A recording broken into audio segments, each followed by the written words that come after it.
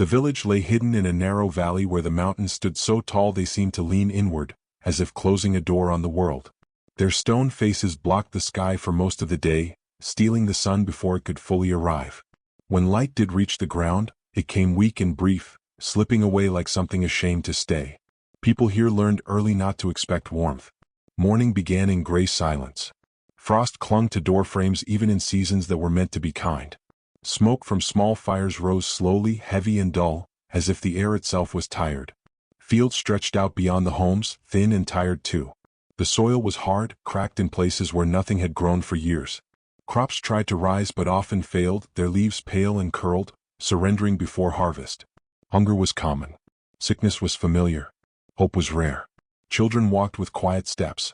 Adults spoke only when needed. Laughter, when it appeared, felt careful, like something borrowed that might be taken back. Near the edge of the village lived a boy who had grown up in this shadow. He had never known a bright morning or a warm afternoon that lasted long enough to feel safe. Darkness was not frightening to him. It was normal. Each day he rose before the others. His stomach was often empty, but his hands were already busy. He carried water from the frozen stream, his fingers numb and cracked. He split wood until his arms burned, then carried it home without complaint. When there was food, he made sure it went to those who needed it most. He was still young, but life had pressed weight onto his shoulders early. Responsibility followed him like a second shadow, quiet and constant. The darkness shaped everyone, but it shaped him differently. Where others grew bitter, he grew steady. Where others lowered their eyes, he kept his lifted. He noticed things: who had not eaten, who coughed too long, who needed help but did not ask. He gave without announcing it. He worked without being seen. At night, when the village gathered around weak fires, stories sometimes surfaced. Not the loud kind. The whispered kind. Stories about the sun. Some said the sun was once closer to the world before humans learned greed. Others said it could hear prayers but answered only those brave enough to pay the price. A few warned that the sun was alive, and that borrowing from it was dangerous. Most people dismissed these stories. Hunger left little room for legends. Pain taught them not to believe in things they could not touch. But the boy listened. When clouds parted for a moment and a thin line of light slipped into the valley, he felt it like a hand on his chest. When the cold eased, even briefly, he noticed how faces softened, how shoulders relaxed, how breath came easier. Light changed people. He began to understand something others had forgotten. The darkness was not just the absence of the sun. It was what grew when hope stayed away too long. The boy stood often at the edge of the fields, staring toward the mountains. He wondered what the land might look like if light stayed longer, if warmth returned, if sickness loosened its grip. He did not dream of riches. He did not dream of escape. He dreamed of light touching every home at once. As night fell again and the valley disappeared into shadow, the boy felt a quiet certainty settle inside him. Not loud, not proud, just steady. The village was not dying because it was weak. It was dying because it was cold. And if light could return, even borrowed, everything could change. That belief, fragile as it was, became the one thing he refused to let the darkness take. The cold was deepest inside the boy's home. The fire burned low no matter how carefully he fed it. Thin flames licked at the wood and then shrank back, as if even fire had grown tired here. The walls held the night like a memory they could not forget. Every breath felt sharp. Every sound echoed too long. On a narrow bed near the fire lay the boy's mother. She had once been strong. He remembered her hands steady and warm, her voice calm even on hard days. Now she was small beneath the blankets, her face pale, her breath uneven. Each breath sounded like it had to travel far to reach her chest. The boy sat beside her as he did every night. He held her hand in both of his, rubbing gently, trying to bring warmth back into fingers that felt like winter itself. He wished, with everything in him, that his hands could do more. Some days he believed effort was enough. If he worked harder, if he carried more, if he slept less, if he asked nothing for himself. Other days proved him wrong. He had tried every simple remedy the village knew. He gathered herbs from frozen ground. He traded labor for medicine that barely helped. He cooked thin soups and told himself they were meals. Each attempt lifted hope for a moment, then let it fall. The helplessness was quiet, but it was heavy. One night, the wind pressed hard against the house, slipping through cracks in the walls. The boy pulled the blankets tighter around his mother. She stirred and opened her eyes just enough to see him there. She smiled. It was a small smile, but it carried weight. The boy felt something twist inside his chest. He realized then that there were problems effort alone could not fix. No amount of work could warm bones that had grown cold for too long. No strength of will could pull light into a valley that refused to hold it. That night, while the fire cracked softly and the cold crept closer, the boy made a promise. Not spoken out loud. Not written anywhere. But firm. He would bring warmth back. He would bring light. Not just for her, but for everyone. From that moment on, the sun changed shape in his mind. It was no longer something distant and unreachable. It became healing. It became tomorrow. It became the answer waiting where effort failed. When he spoke of this to others, their reactions were gentle but firm. The adults had learned different lessons. They told him stories were dangerous. That hope led people to risk what little they had left. They warned him that chasing legends only deepened loss. They spoke from experience. But the boy spoke from love. Each time he returned home and felt the cold pressing in, each time he watched his mother struggle for breath, his resolve grew stronger. Darkness had already taken too much. Waiting quietly felt like another kind of surrender. One evening, as he sat beside her again, the fire dim and the night long, he felt her hand tighten weakly around his. He leaned closer, listening to her breathing, memorizing the sound. Inside him, fear and hope pressed against each other. Fear of failing. Hope of something better. The adults might be right. The son might demand more than he could give. But the boy understood one thing clearly. Doing nothing would cost him everything anyway. As the fire burned down to embers, he looked toward the small window where no light entered and realized his choice had already been made. Impossible hope was still hope. And surrender felt far colder. The elders met only when they had to. Age had taught them that many problems could not be solved, only endured. But when the boy asked about the sun, something old stirred among them, and they gathered near the largest fire the village could afford. The flames were weak, yet everyone leaned close as if warmth might fall like wisdom. The boy stood at the edge of the circle, quiet as always. He did not interrupt. He did not rush them. He waited, the way someone waits when they already know the answer will change everything. For a long time no one spoke. Then an elder cleared his throat and began. Long ago, before the mountains closed in and the valley grew cold, the sun was said to walk closer to the world. Crops grew tall. Rivers ran steady. People believed the land itself was alive with balance. But balance, the elders said, was fragile. It could be shown respect, or broken. The story told of a man who loved his people the way the boy loved his village. Famine had come and sickness followed. Desperate, the man climbed beyond the mountains, past snow and fire, until he reached the place where the sun rested. He did not steal from it. He asked. The sun listened. The elders' voices grew softer here, uncertain. Details blurred. Some said the sun warned the man that light did not belong to humans. Others said the warning came after the gift was given. No one agreed on the order, only on the ending. The man returned glowing with warmth. His presence alone changed the land. Crops rose. Cold retreated. Children laughed again. But something else happened too. Shadows deepened beyond the valley. Rivers elsewhere ran dry. Storms grew violent where calm once lived. And the man himself began to fade. His strength burned too fast. His body thinned. His eyes dimmed. When the balance broke completely, the light left him. The man disappeared. Whether he died or became something else, no one knew. The story ended there. The elders leaned back as if relieved to be finished with it. They spoke next of warnings. That the sun was not owned. That borrowing its power twisted the world.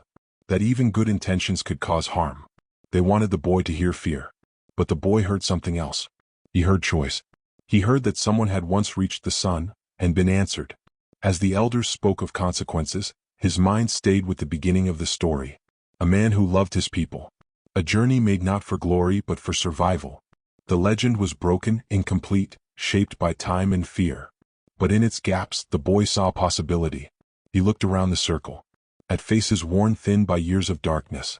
At hands rough from work that never seemed to be enough. At eyes that had learned to expect loss. Fear lived here now. But so did need. The elders finished by telling him one last thing, that the sun did not care who meant well.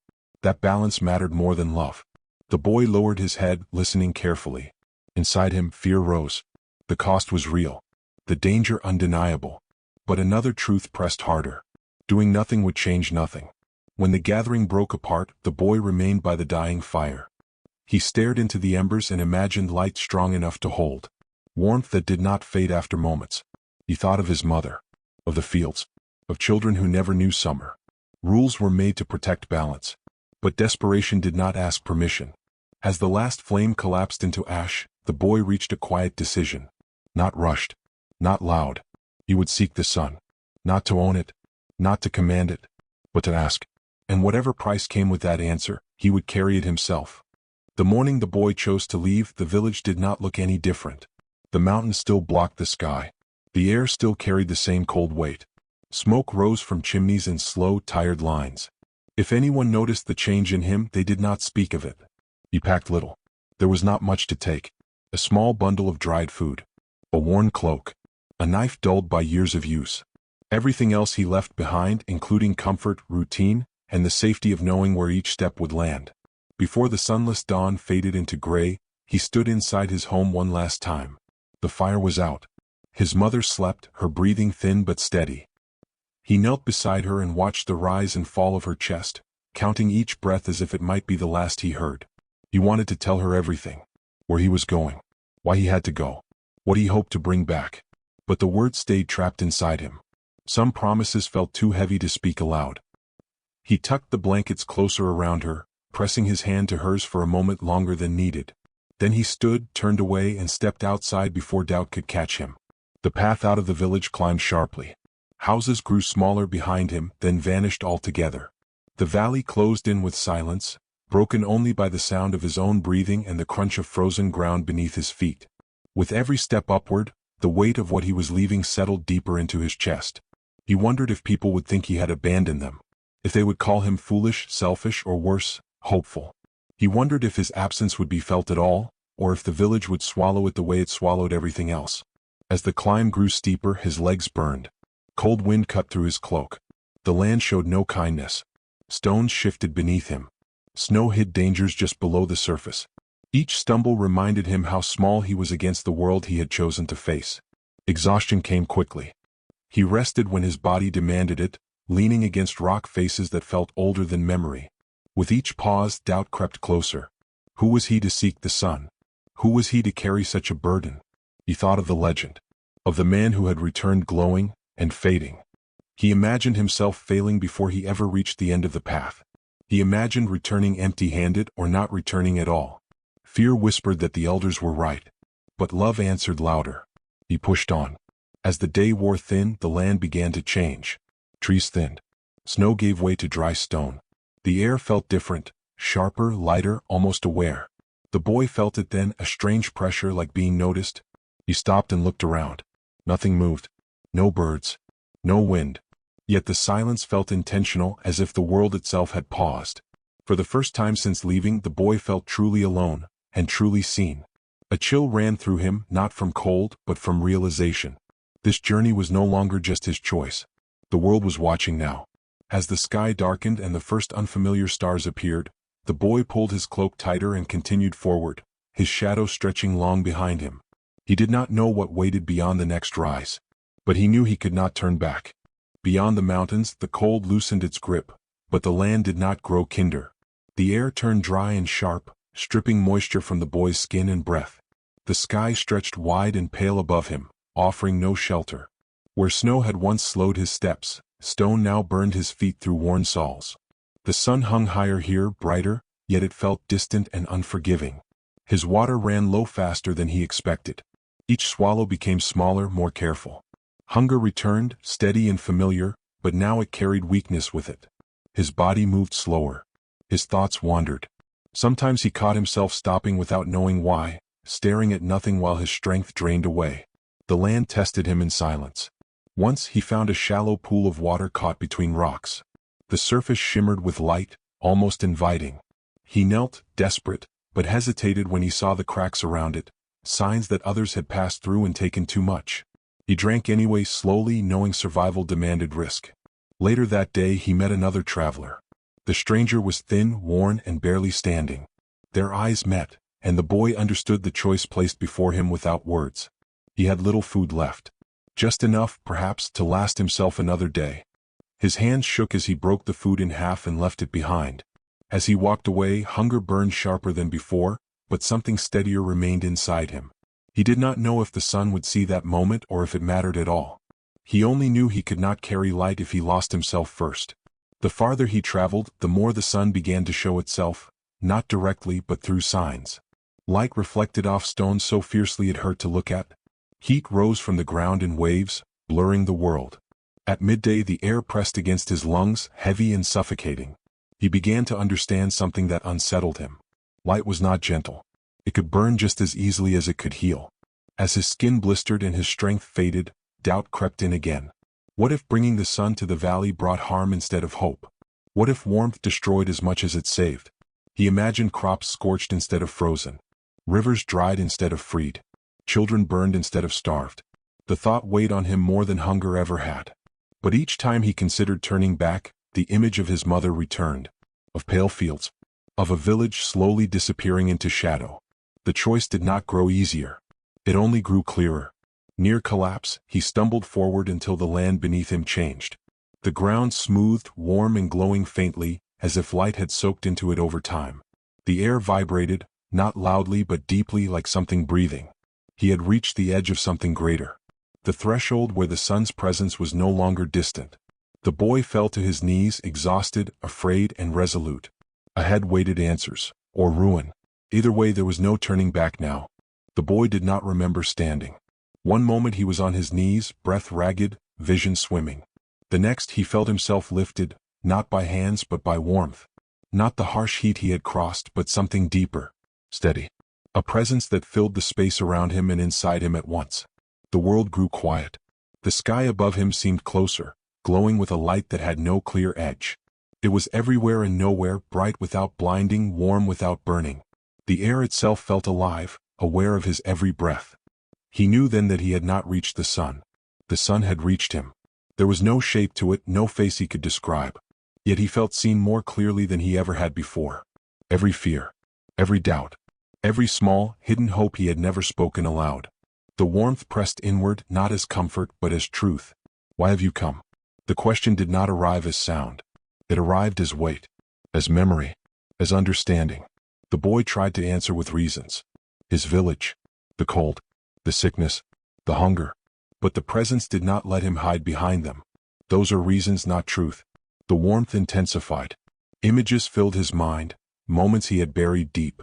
Times he felt small, invisible, afraid that his life would leave no mark, that his suffering would mean nothing, that the village would forget him just as the world had forgotten them all. The boy's chest tightened. He had come for love, but fear had walked beside him. He understood then that the sun saw not only his kindness, but his desperation. Not only his hope, but his need to matter. He did not pull away. Instead, he let the truth rise. He admitted it all. His fear of being powerless. His fear of watching everything he loved fade while he remained unable to stop it. His fear that without light, without change, nothing he did would ever be enough. The warmth softened, not in approval but in recognition. Love and fear often travel together. The presence shifted, and the boy felt something like an offer forming. Light can be given, but it cannot be owned. The sun showed him glimpses of balance, how warmth in one place pulled it from another, how growth demanded cost, how every gift carried weight. Borrowing light would mean carrying that weight alone. It would burn through him, change him, take something that could never be returned. The boy felt the warning settle deep. Once taken, the path would not close behind him. He thought of turning away, of returning empty-handed but alive, of telling the village he had tried. But the image of his mother's breath, thin and fading, rose again, of children growing without warmth, of darkness swallowing quiet lives that deserved more. He lowered his head, not in defeat but in choice. If balance must be paid, he would pay it himself. The warmth surged, not violently but decisively. Light poured into him, filling spaces he did not know existed. His body shook. His breath caught. It felt as if fire and clarity had become one. He screamed, not in pain but in surrender. When it ended, the world felt different. The light remained within him, heavy and alive. The sun's presence began to withdraw, leaving behind one final understanding. What you carry will save them, but it will cost you.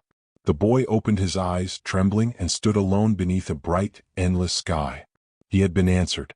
The boy did not leave the place of light the way he had entered it. Each step away felt heavier, as if the ground itself resisted him. The warmth inside his chest no longer felt gentle.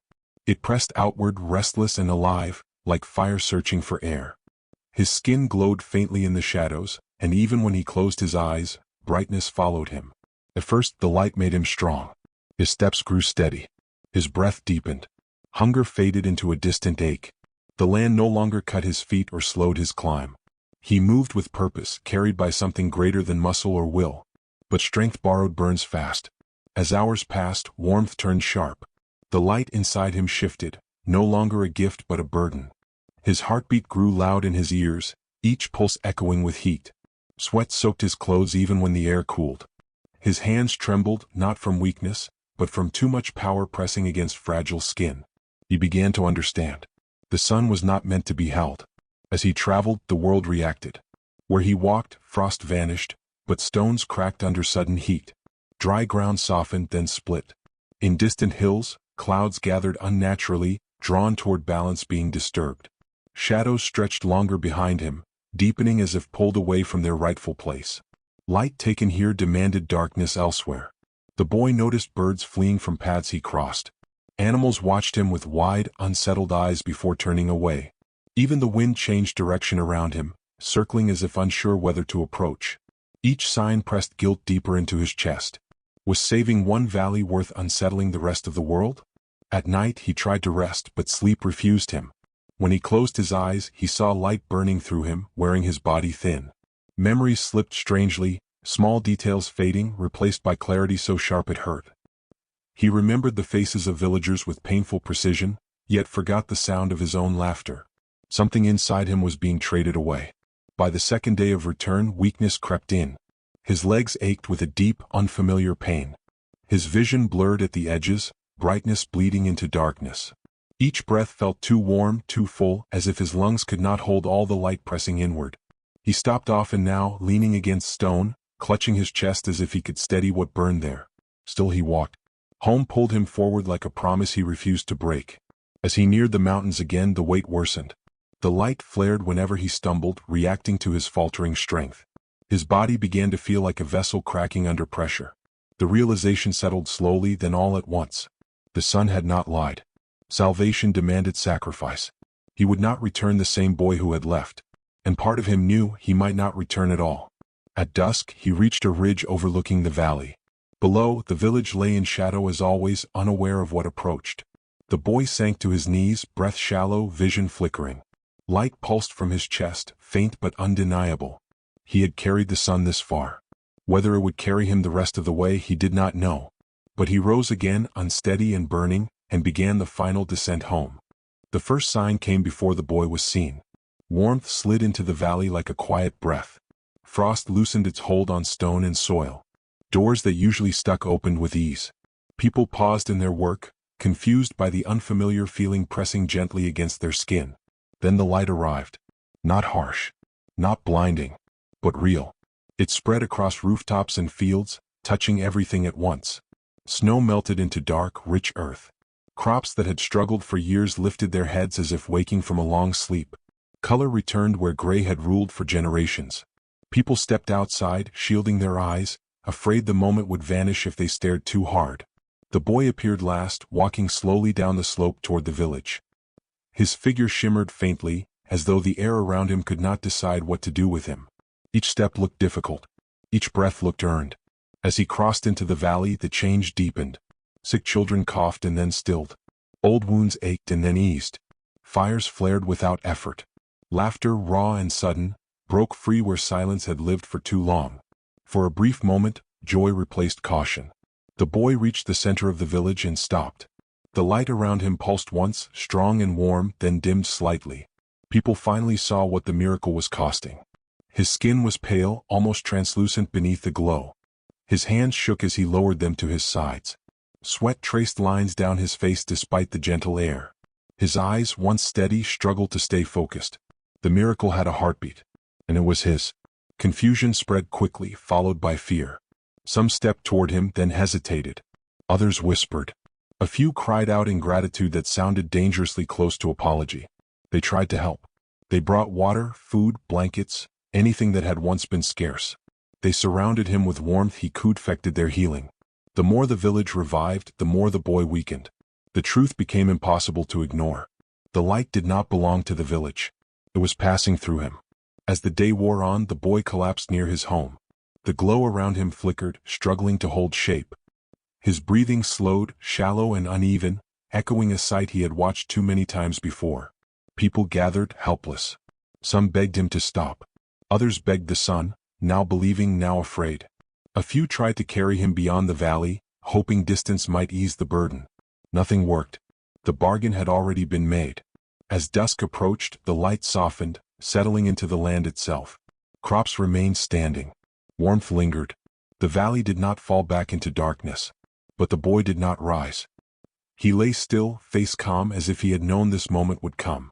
The village stood changed, alive, restored, and quiet. For the first time, they understood the price of miracles. And the boy faced it alone. The boy woke to silence. Not the quiet of night or snow, but a deeper stillness, as if the world were holding its breath. His eyes opened slowly. Light rested on the walls of his home, soft and steady, the kind that did not rush or fade. For a moment he thought he was dreaming. Then the pain returned. It spread through him like heat trapped beneath skin, dull, constant, and heavy. Each breath felt borrowed. Each heartbeat carried weight. He understood at once that the light had not left him yet. It was waiting. Outside, the village stirred.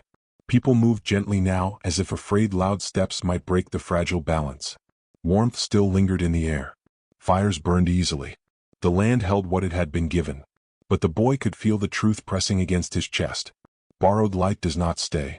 He sat up with effort, bracing himself against the wall.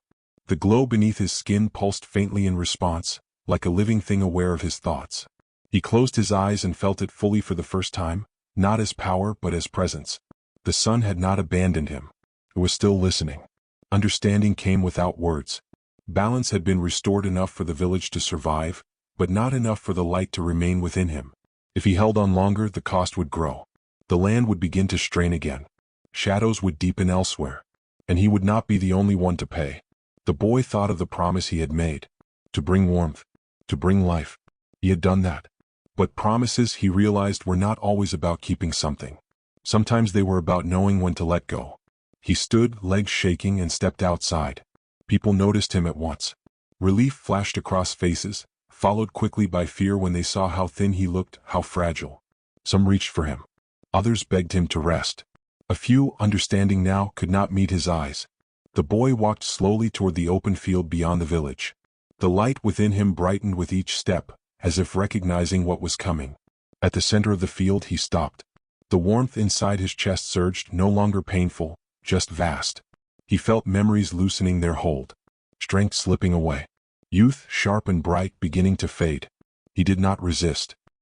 He lifted his face toward the open sky and released what he had been carrying. The light poured out of him, not violently, not suddenly, but like a deep breath finally let free. It rose upward, spreading across the valley in a wide, gentle arc. The air shimmered. The ground hummed softly as if the land itself exhaled in relief. Then the light was gone. What remained was quieter, softer. A warmth that belonged to the world again, not to one fragile body. The boy fell to his knees. The village stood unchanged, alive, stable, whole. The boy was not. He did not die. But something essential had left with the light. His body felt hollow, as if a great fire had burned through and taken part of him with it. His hands shook with weakness. His vision blurred, edges fading into gray.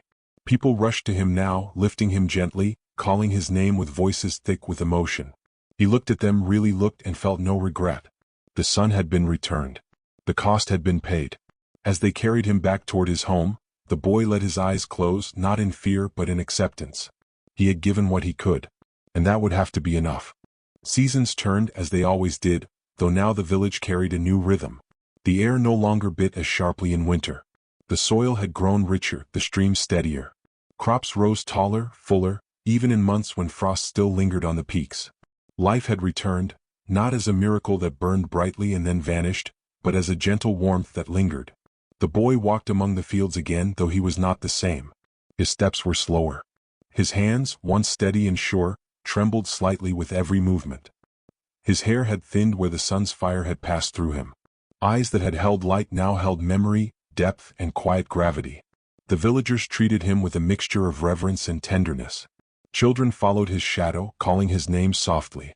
Adults greeted him with nods, smiles that carried the weight of gratitude and understanding. They did not ask for miracles. They did not plead for more. They simply learned to live with what had been given, and with him among them, always a reminder of the cost it had taken. He would never again feel the sun within him, blazing and alive, but the world had retained its warmth. Crops no longer died so easily. Rivers no longer froze completely. Sickness faded sooner. The valley thrived in quiet and steady ways, like light after the fire has passed. And yet, the boy's legacy was more than the soil, more than the crops, more than the warmth. It was in the stories told beside every fire, in hushed tones, when the sky was dark and children needed hope. They told of a boy who climbed beyond the mountains, beyond the cold, beyond fear, to touch the sun. They told of how he carried it not for glory, not for himself, but for the people he loved. They told of how the sun listened, and how he returned, changed but alive, bearing the proof that light is worth the cost. The boy listened too. He remembered the weight he had carried, the nights spent trembling with fire inside, the moments when hope had seemed almost impossible. And he understood something simple yet profound. The greatest light was never meant to be held. It was meant to be given. Even without power inside him, he could walk through the valley and feel it. He could see it in the children's laughter, the women working their fields, the men lifting stone and soil without fear. He could feel it in the quiet steadiness of a village learning to survive and thrive. Time passed. The boy grew older. Not quickly, not in the way of miracles, but steadily, shaped by experience, by sacrifice, and by a quiet resilience that had always been his. He did not return to the place of fire. He did not seek light again. He carried instead the knowledge that hope, once shared, stays in ways the heart can measure. When he finally walked to the edge of the village and looked beyond, he saw the mountains, shadowed and silent. The sun rose behind them, pale but present. And for the first time he did not wish to reach it. It was enough that the light he had borrowed had stayed behind, woven into the land, into the people, into life itself. The boy sat in the grass, letting the wind brush across his face, and closed his eyes. The warmth was no longer his own. It was theirs. And somehow, in that sharing, it became greater than it had ever been when it burned within him alone. He smiled faintly as if to himself. Quietly, deeply, without fanfare. He had carried the sun and returned it. He had given hope, and hope had remained. And for the village, for those who had lived in shadow so long, that was enough. The greatest light, after all, is not borrowed. It is given.